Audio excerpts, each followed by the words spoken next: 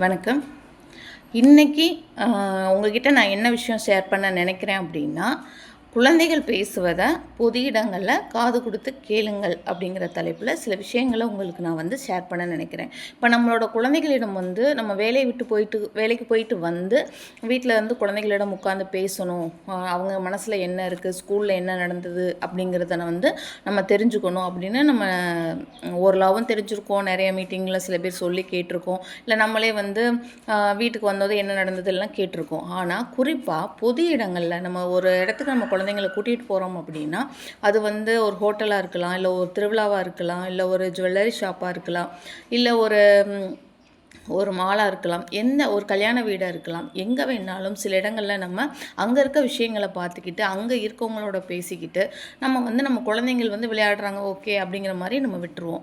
ஆனால் அப்படி இருக்காமல் பொது இடங்களில் தான் நம்மளோட குழந்தைகளுக்கான அதிக விதமான ஒரு தொல்லைகள், தொந்தரவுகள் இதெல்லாம் ஏற்படக்கூடிய வாய்ப்புகள் இருக்குது. அப்படி இல்லைன்னாலும் அவங்க கண்ணுக்கு பட்ட சில விஷயங்களை அவங்க நமக்கு ஷேர் பண்ண நினைப்பாங்க. அதை நம்ம கவனிக்கணும் அப்படிங்கிறத நான் மக்களுக்கும் குழந்தைகள் வச்சுருக்கும் பெற்றோர்களுக்கும் தெரிவிச்சுக்கிறேன். ஏன் அப்படின்னா, என்னோடய லைஃப்பில் நடந்த ஒரு இன்சிடெண்ட் தான் எனக்கு இந்த விஷயத்தை சொல்லி கொடுத்துச்சு. என்ன அப்படின்னா, ஒரு 6 மாதங்களுக்கு முன்பு நானும் எனது கணவர் எனது குழந்தையோட ஒரு அதிகாரியை பார்க்க போயிருந்தோம். அவங்களோட ஆஃபீஸ் க்ளோஸ் பண்ணியிருந்தது. ஒரு சாயந்தரம் 6:30 மணி இருக்கும். அவங்களோட நம்பருக்கு நாங்கள் ஃபோன் பண்ணும்போது அவங்க எடுக்கலை. சரி, அவங்க நம்பர்லேருந்தும் அடித்தோம், எடுக்கலை. என்னோடய நம்பர்லேருந்தும் அடித்தோம், அவங்க எடுக்கலை. அப்போ என்னோட 6 வயசு பாப்பா என் கூட இருந்தது.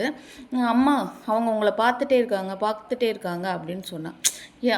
காமனா அம்மா நம்மளை பார்க்குறாங்க அப்படின்னே சொல்லிட்டு அமைதியாரு அப்படின்னே சொல்லிட்டு நாங்கள் என்ன ஃபோன் எடுக்கலை, இங்கே யாருக்கிட்ட கேட்கலாம் அப்படிங்கிற மாதிரியே நாங்கள் பேசிகிட்டு இருந்தோம்.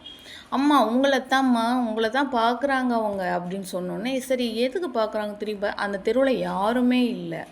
அவங்க ஒரு ஃபுட்டு டெலிவரி பாய் மாதிரி ஒரு டிஷர்ட் போட்டிருக்காங்க. ஆனால் அதில் எந்த பேரும் கிடையாது. வெறும் ஒரு ரெட் கலர்.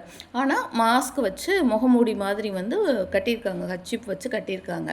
அவங்க கையில் எந்த ஃபுட்டும் இல்லை. பார்த்து திரும்பி நிற்கிறாரு. எதுக்கு நிற்கிறாருன்னே தெரியல.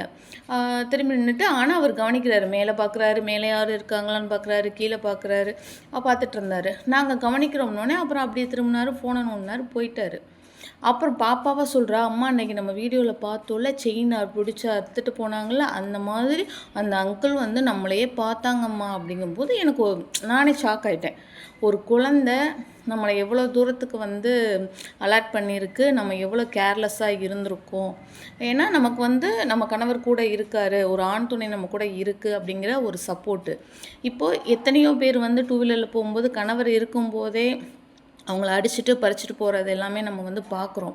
ஆனால் நம்மளோட குழந்த பொது இடத்துல நம்மளை ஒருத்தர் கவனிக்கிறாங்க அப்படிங்கிறத அது கவனித்து சொல்லியிருக்கு.